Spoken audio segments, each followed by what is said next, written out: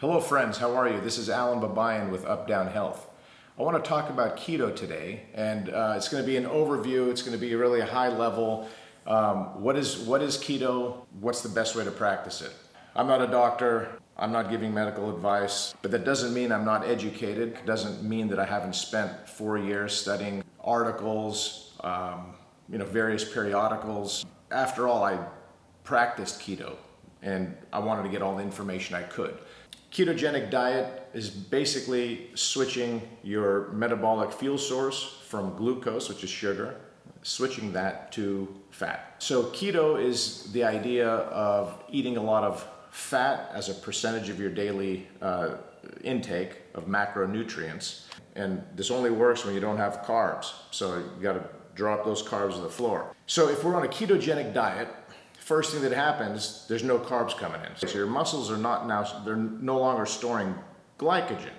So as you exercise and you start getting into your day, your body is trying to determine where it's going to get the energy because it's used to going to the well, which is the muscle skeletal and the sugar reserves, basically. It can no longer do that.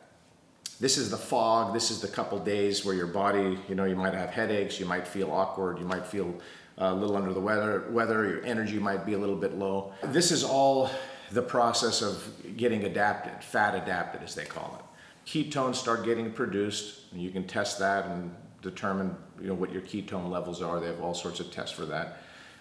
And so now you have ostensibly an unlimited fuel source because your fat cells get broken down into acetoacetone, beta-hydroxybutyrate, BHB, and these are basically forms of fatty acid that can be utilized by the body as fuel. So now you have this fatty acid that is capable of being broken down into a chemical molecular structure that can go into the electron transport chain. It can start to produce ATP and do all the things that sugar normally does, but now you're doing it with fat.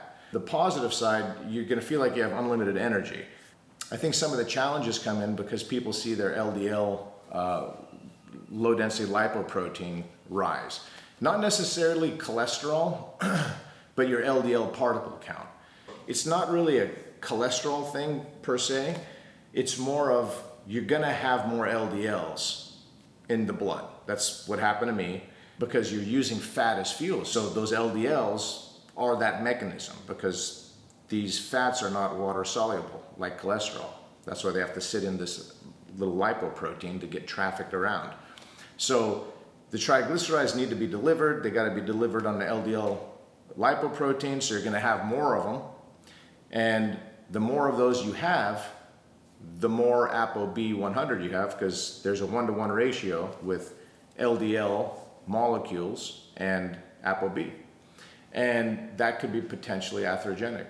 And so I'm doing some more research on that. Dr. Peter Attai, he talks quite extensively about this. Dr. Tom Dayfield, he talks about this, really amazing lipidologist.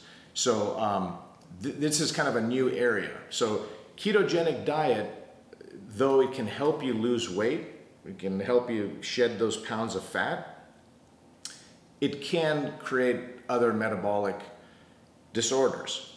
You got to do your homework on that piece, and I'm still doing mine. Maybe do 2 months on, a couple months off, back and forth, and when you go off, just try to get more responsible with the balance of your diet and the choices that you make. I think that's what I'm doing, and fiber and cruciferous vegetables and things that are carbohydrate in nature, but low glycemic index, low glycemic load. Obviously the fats are necessary and the protein is probably of the utmost for me. Then there's this added component of fasting or restricted time feeding, which we'll get into on another episode, but that also plays into this entire kind of puzzle. Know how you're running your program. That's really the best way to say it. So there's a lot of trial and error, but I think it can be done, but you got to do the research. So until next time, thank you for listening, and we'll talk to you next time.